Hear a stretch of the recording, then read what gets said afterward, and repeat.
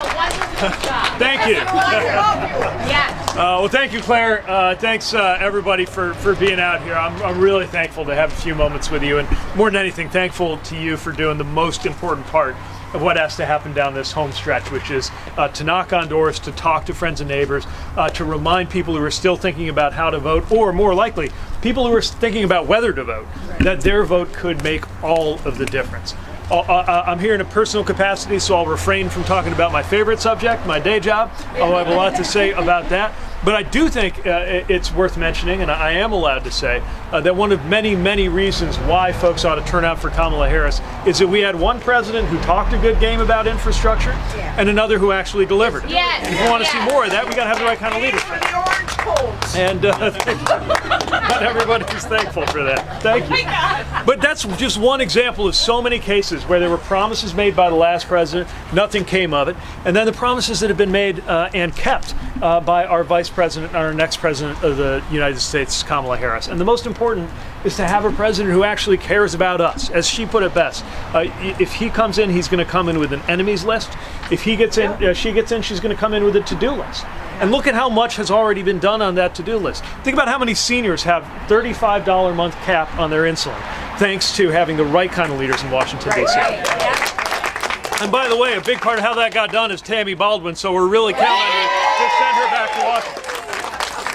But did you know that every single American would have a $35 a month cap on insulin if Republicans hadn't blocked it? That's just one example of what's at stake and what could change if we have the right leadership going forward. Think about the child tax credit, a bipartisan priority. Cutting the child tax credit cut child poverty by half in this country.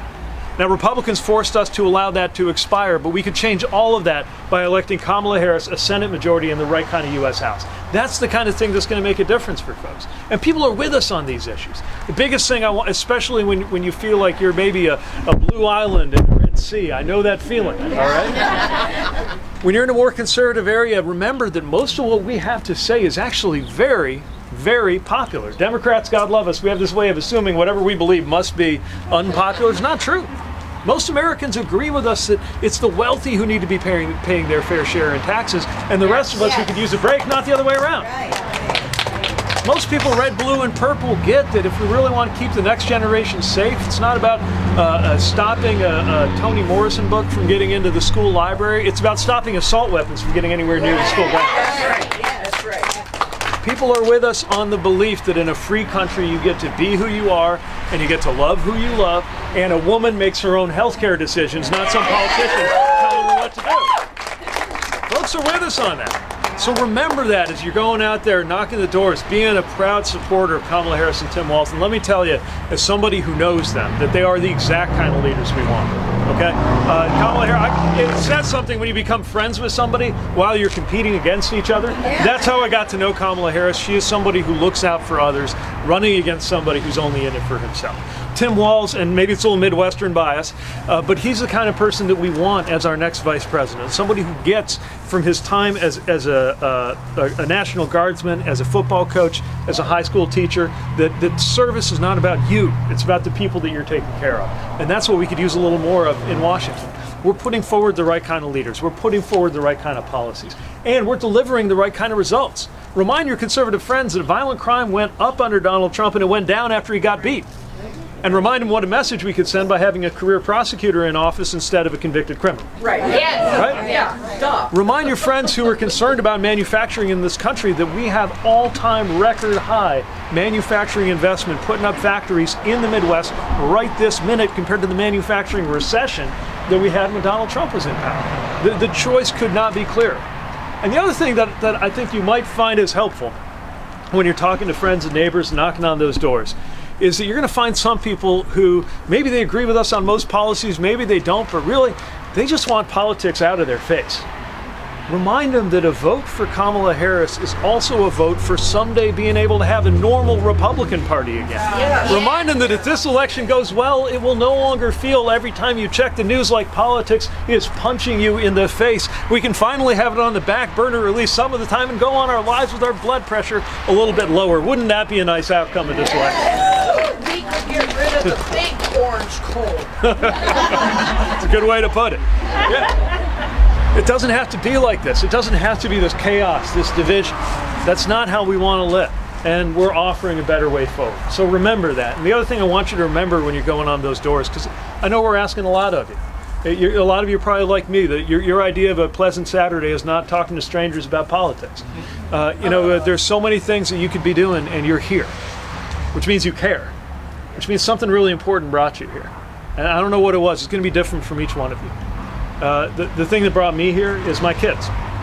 Chaston and I got a phone call three years ago and that changed our lives. And the next day we were holding in our arms our twins, our son and our daughter, Gus and Penelope.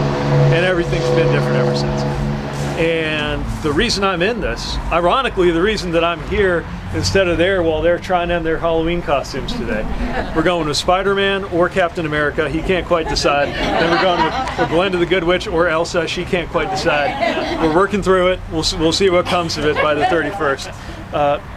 But I know that so much for them depends on what's about to happen in this election. Like being able to promise my daughter that she's going to have more rights and freedoms and not less rights and freedoms than her grandmother. That's at stake right now. Being able to promise my son that when he and his sister go to school, the only thing they're going to have to worry about by the time they get to middle school is whose lunch table to sit at, not whether they're going to be physically safe.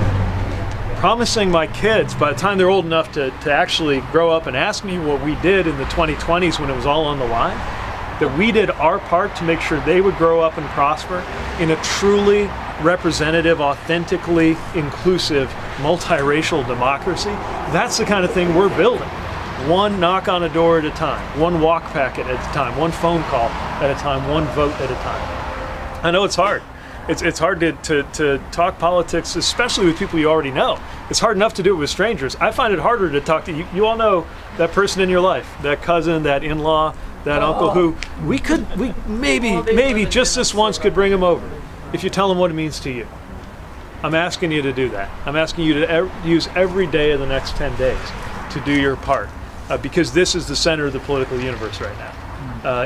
There are so many lives, so many decisions that could well ride on 2 or 3 votes per precinct in the state of Wisconsin. So what you're doing is absolutely essential to the trajectory of our country and our democracy.